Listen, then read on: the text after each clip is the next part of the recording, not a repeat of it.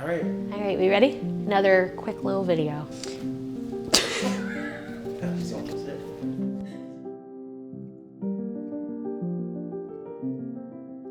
Hello everyone, welcome back to my channel. I'm Shauna. If you're new here, welcome. This is Shauna's Book Journal, my booktube page. This video is just gonna be a fun little quick sort of video on how to get out of a reading slump. Now, I know if you are a reader like myself, I constantly go through reading slumps. Sometimes they're short and quick, you know, it's like a week, I don't really feel like reading anything, or it could go as long as a couple of months. I have been through it all. I have been reading on and off since I was basically in middle school. Like in middle school and high school, I went hardcore. I hit college and then nothing for like years. Then I went to grad school, kind of started to get back into it. And then from there, it's kind of taken off, but I've had some lulls here and there. So I wanted to give you guys a few quick tips on how to sort of pull yourself out of it. So we'll just jump right on into the content. So the first recommendation that I have to help you get out of a reading slump is audiobooks. I cannot stress this enough. Audiobooks have helped pull me out of some of the worst reading slumps I've had, because you don't really have to, you have to focus, but you don't have to sit down and physically look at a book. You can literally just have it on in the background. If you're doing chores, you can listen to it in the car. That's what I do.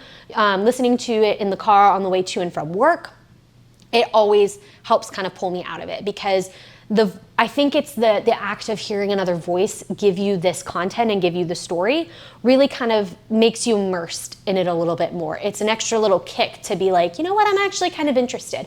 It's a different sort of format, and it may be just the thing to help pull you out of it. So audiobooks is my first tip. Definitely check it out. You can get this through several different apps. I use my friend Jordan's account for Audible. If you know, it's a paid subscription, but you can get those audiobooks downloaded there by using credits. I have my Everand account, formerly Scribed. I always say it wrong. It's Everand now. So Everand is an app that is also a monthly subscription. I think it's a little bit cheaper than Audible, and you have unlimited access. You don't have to use credits or anything, but like the amount of titles they have is definitely less than Audible, because Audible is through Amazon. So, you know, Amazon's got everything. Some other options, if you can't do a paid subscription, I definitely recommend any of the apps that will help you get audiobooks through your library. So if you don't already have a library card, first off, go and get one now, because it is essential for every book person, even non-book people, to have. I will always advocate for libraries. But there's Libby and Hoopla are like the two main apps that you can use. So you can go in there and check out a book just like you would from the library itself. You use your library card and they send you the audiobook through those apps, and then you can listen to it for a short period of time, you know, however long their book checkout time frame is. So that's definitely an option that you can peruse if you want to check out audiobooks. The second tip that I have to kind of help pull you out of this reading slump, because you know you want to read, is reread a favorite book. This one is definitely my go-to a lot of the time. I have reread so many books. Even if you're not a big, huge fan of rereading books, if you reread a favorite, it can definitely help spark you back into why you love to read in the first place. What is it about this book that made you want to keep reading and not put it down and tell all your friends about it? So rereading an old favorite is definitely a good go-to. It will spark your interest again, like I said, and just make you want to read more, because then you're like, wait, what's the next great thing that I can read? So check that one out. All right, the third tip is to read a short book. So this could be a novella, a short story, it can be fan fiction, it could be a comic book, it could be a graphic novel. All of these things are more easily digestible for reading content, and I love every single one of them. So I have gotten into comic books pretty hardcore in the last like year or two because of my husband, but I have really loved comic books, which has then kind of which is backwards a little bit. It then led me into graphic novels. It should have been the other way around, but graphic novels are basically like bigger comic books. So they're pretty large, but they have the drawings and the artwork and a story that goes along with it. And it's like a novel length in the form of a comic book, if that makes sense. So reading any of that, it helps you feel like you're accomplishing something when you finish it, because it won't take you long to read. So when you feel a little bit accomplished, you're like, okay, now I really want to read the next thing. Like I'm reading again. Okay. So that's definitely something that is one of my go-tos. If I'm feeling a little blue or not sure what I want to read, I'll go pick up a novella. I'll go pick up a comic book. And that will make me feel a little bit more accomplished and feel good about myself that I actually finished something. All right, the fourth tip is to ask somebody for a recommendation. This can be a friend, a family member. It can be on Instagram, just scrolling through. I know it can be a lot of content on Instagram and TikTok. Like there's so many people talking about books nowadays. So it's kind of hard to sometimes get recommendations because there's so much to choose from. But if you ask a close personal friend or a family member, or I would even suggest a librarian, because they always have good little nuggets hidden in their arsenal, ready to go to whip out to people who want to either try reading or get out of a reading slump.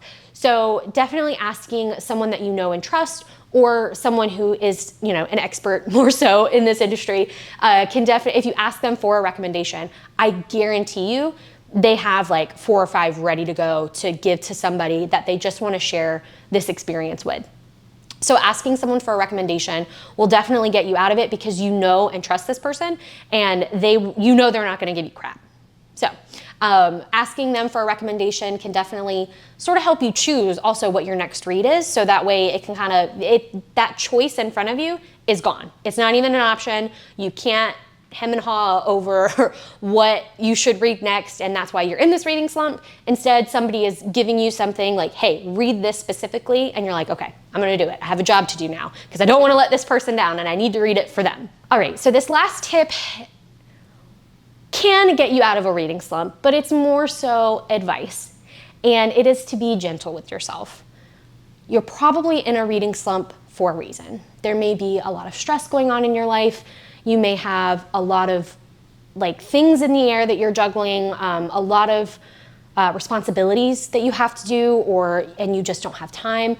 Whatever the reason, there is a reason, is the thing. There's a reason that you are in a reading slump.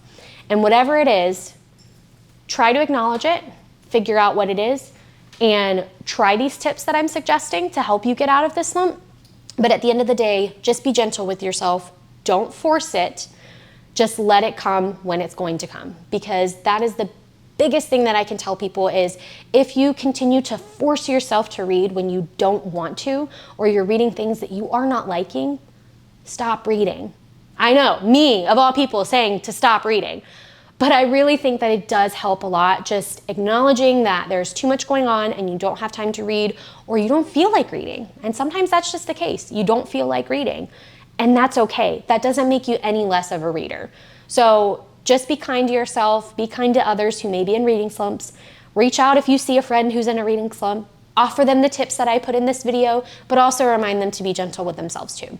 Because we all go through it, it's natural, it's normal, and you'll get out of it eventually. I mean, I went through a reading slump, like I said at the beginning of this video, in college for 4 years, didn't really read anything. And look at me now, reading 8 and 9 books a month sometimes. So you'll get out of it eventually, but be kind to yourself until then. All right, so that's pretty much it for this video. Those are my 5 quick little tips on how to try to get yourself out of a reading slump. If you have any tips that work for you, I would love to hear from you in the comments. Just write it down below so I can add that to my own arsenal, but offer it to my friends as well. But those are just my few tips that help me get out of reading slumps every now and then, and I wanted to share that with you guys. You feel free to reach out to me on any of the socials. That's all posted down in the description below. And if you like this video, please give it a thumbs up. Subscribe to my channel if you haven't already for more bookish content. And other than that, I will see you in my next video. Bye.